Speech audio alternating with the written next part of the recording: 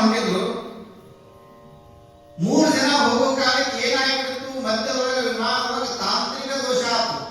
ತಾಂತ್ರಿಕ ದೋಷ ಅಂದ್ರೆ ಗೊತ್ತಾಗುತ್ತಲ್ಲ, ಏನೋ ಹಾರಾಟದೊಳಗೆ ಸಮಸ್ಯೆ ಬಂತು, ವಿಮಾನ ಮುಂದೆ ಹಾರಬೇಕು ಅನ್ನೋದು ಖಾತ್ರಿ ಆ ಪೈಲಟ್ಗೂ ಗೊತ್ತಾಗಲಿಲ್ಲ. ಎಲ್ಲಿ ಬಿದ್ದು ಹೋದಿವಿ ಏನು ಹಿಂಗ ತಾಂತ್ರಿಕ ದೋಷ ಹೋಗಿ ನಾವು ಭೂಸ್ಪರ್ಶವನ್ನು ಮಾಡ್ತೀವಿ ಅನ್ನುವಂಥದ್ದು ನಂಬಿಕೆ ಆ ಪೈಲಟ್ನಿಗೆ ಉಳಿಲಿಲ್ಲ.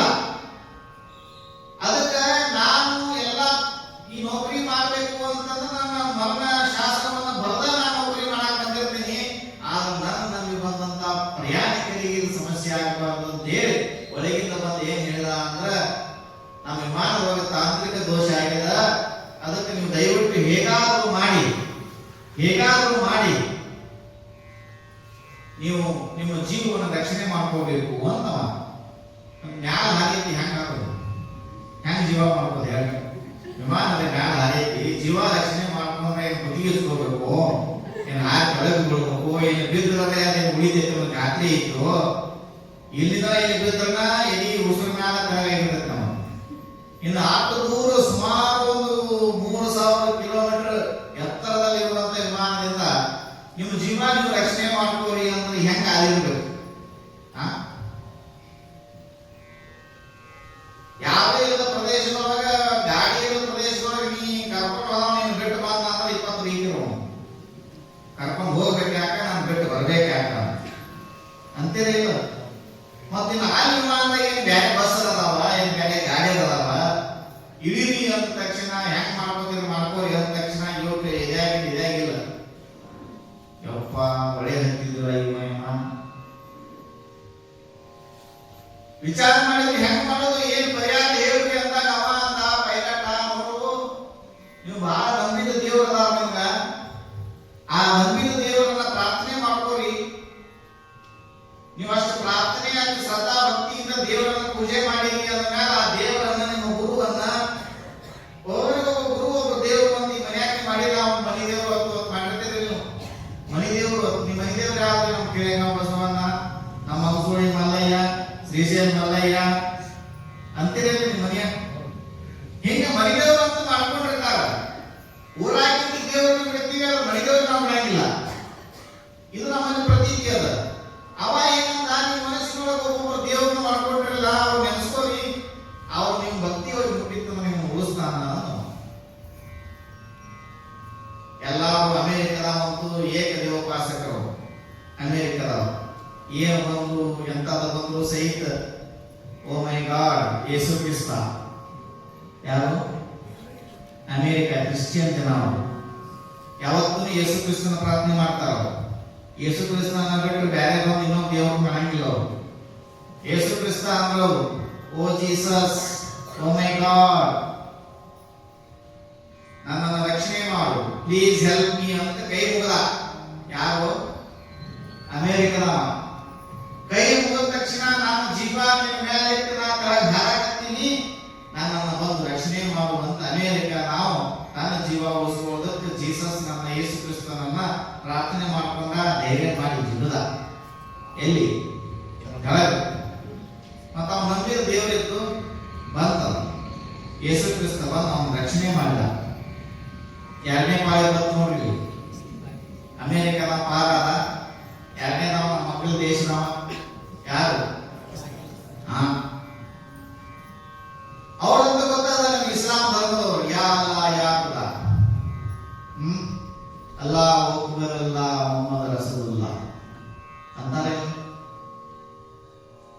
ಅವ್ರ ಅಲ್ಲಾಹ್ನ ಕರೀತಿರ್ತಾರ. 5 ಹೊತ್ತು ನಮಾಜ್ ಮಾಡಿದ್ರು ಸಹಿತ ಅಲ್ಲೇ ಇರಂಗಿಲ್ಲ ಅರ್ಥ ಅಂತಿರ್ತಾರ. ನಮಾಜ್ ಮಾಡೋದು ನೋಡಿದ್ರೆ ಅಂತ ತಿಳ್ಕೊಂಡು ಅವ್ರು ಏನ್ ಕರೀತಾರ, ಅಲ್ಲಾಹ್ ಬಾ ನಮ್ಮ ರಕ್ಷಣೆ ಮಾಡೋ, ಕಷ್ಟದಿಂದ ಪಾರು ಮಾಡುವಂತ. ಅವರು ಏಕರೂಪ ನಾಮ ಸದಾ ಅನ್ನುವಂಥದ್ದೇನದ ಆ ದೇವರನ್ನ ಮಾತ್ರ ಸ್ಮರಣೆ ಮಾಡ್ತಾರ.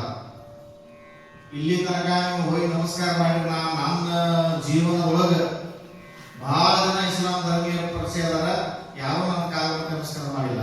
10% ಮಂದಷ್ಟು ನಮಸ್ಕಾರ ಮಾಡ್ತಾರ, ಉಳಿಕಿದವ್ರು ಯಾರು ಕಾಲ ನಮಸ್ಕಾರ ಮಾಡಿ ಕೈ ಮುಡ್ತಾರ. ನಾವು ಯಾಕಂದ್ರ ನಮ್ಗೆ ದೇವರೊಬ್ಬ ಅಲ್ಲ ಅಂತ. ಯಾರು? ಇಸ್ಲಾಂ ಧರ್ಮೀಯರು. ಅವ್ವ ಏನು ಮಾಡಿದ, ಬಾಗಿಲು ಬಂದ್ ನಿಂತ ಯಾ ಅಲ್ಲ ಯಾ ಖುದಾ ಅಂತ ಹೇಳ್ಕೊಂಡು ನಮಸ್ಕಾರ ಮಾಡಿ ನಮಾಜ್ ಮಾಡಿದಾಗ ಮಾಡಿ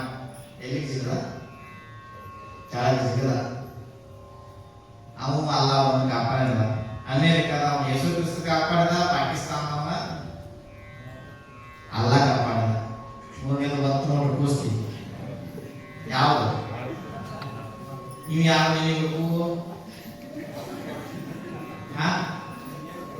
ಏನು ಮನೆ ದೇವ್ರ ಮಲೆ ನೆನಿಬೇಕು? ಏನು ಊರಾಗಿ ಮಹಾದೇವ ನೆನಿಬೇಕು? ಯಾರು ನೆನಿಬೇಕು? ಏನು ಲಕ್ಷ್ಮೀ ನೆನಿಬೇಕು? ಏನು ಗಣಪ ನೆನಿಬೇಕು? ಏನು ಹನುಮಪ್ಪ ನೆನಿಬೇಕು? ಯಾರು ನೆನಿದ್ರು? ಏನು ದುರ್ಗವ್ ನೆನಿದೋ? ಏನು ಎಲ್ಲವ ನೆನಿದೋ? ಏನು ಲಕ್ಕವ ನೆನಿದೋ? ಯಾರು ನೆನಿದರೆ ಹೇಳಲ್ಲ ನೀವು. ಈ ನಾಳೆ ನಿಮ್ಗೆ ಶುಕ್ರ ಗೌರಿಗೆ ಅವರು, ಏನೋ ಮಂಗಳ ಗೌರಿಗೆ ಅವರು, ಈ ನಾಳೆ ಹಾಗೆ ಇರ್ತಿರ್ಲ ಅವನೇನೆ ಅವರು ಏನ್ ಬೇಕಲ್ಲ. ಯಾಕೆ ಅವ್ರು ನೀವು ದುಸವ ದೇವರ ದುಸವ ಯಾಕಂದ್ರೆ ಮತ್ತೆ ಕಂಟ್ರೋಲ್ ಆಗಿ ಬಂದಾವು. ಅಕ್ಕಿ ಎತ್ತಿದ್ದೇನೆ ಐತಿ ಉದ್ದಿನ ಗಡಿ ಬೆಳಗ್ಗೆದ್ದ ಅಕ್ಕಿ ಎತ್ತಿದ್ದ ಜಾತ್ರೆ ನಮ್ಮ ಸುರಣ ಐತಿ. ಯಾರು ಯಾರು ನಾವು ಒಂದು ದೇವರ ನಿಶ್ಚಿತ ಇಲ್ಲ. ನಾವು ಕೈ ಮುಗಿದಿದ್ದ ಉದ್ದಿನ ಗಡಿ ಹಚ್ಚಿದ್ದ ಕರ್ಪ ಹಚ್ಚಿದ್ದ ಎಟ್ಟ ಹಚ್ಚಿವಿ ಅಂದ್ರ ಹೊರಸಲೆಲ್ಲ ಕರಿ ಕಪ್ಪಗಾಗ ಹೊರತು ನಮ್ಮ ಜೀವ ಉದ್ದಾರ ಆಗಿಲ್ಲ. ಹೌದಾ ಇಲ್ಲ? ಇವಾಗ ಬಂದ ಬಾಗಿಲಿಂದ ಕನ್ಫ್ಯೂಸ್ ಆಗ್ತದೆ. ಯಾರು ಯಾರು ಭಾರತದ ಯಾರು ನೆನಿಲ್ಲ. ಏನು ಹನುಮಪ್ಪ ನಿಮಿತ್ಯ ಶನಿವಾರ ಹುಡುಕಿ ನಿಶ್ಚಿತಾಗಿ,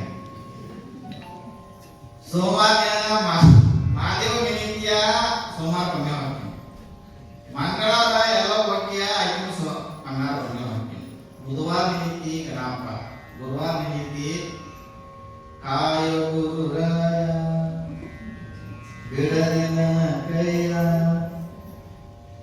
ಇವು ವಾರ ಗಂಟೆ ಅವನು ಕೈ ಬಿಟ್ಟಿರ್ತಾನೆ. ಇವು ಒಂದು ದಿವಸ ನಾವು ಕೈ ಕೊಡೋದು.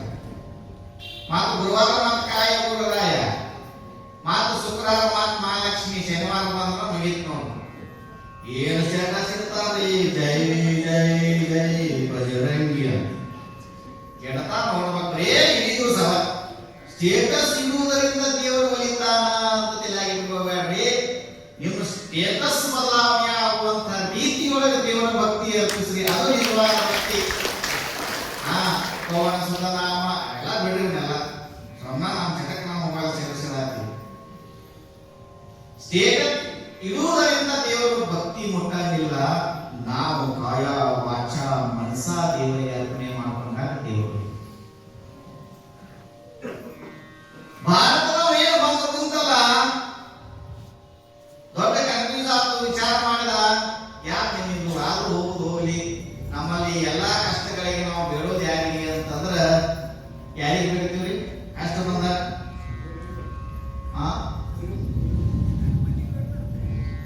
ಗಜಮುಖನೇ ಗಣಪತಿಯೇ ನಿನಗೆ ವಂದನೆ ಅಂತೀರಿ.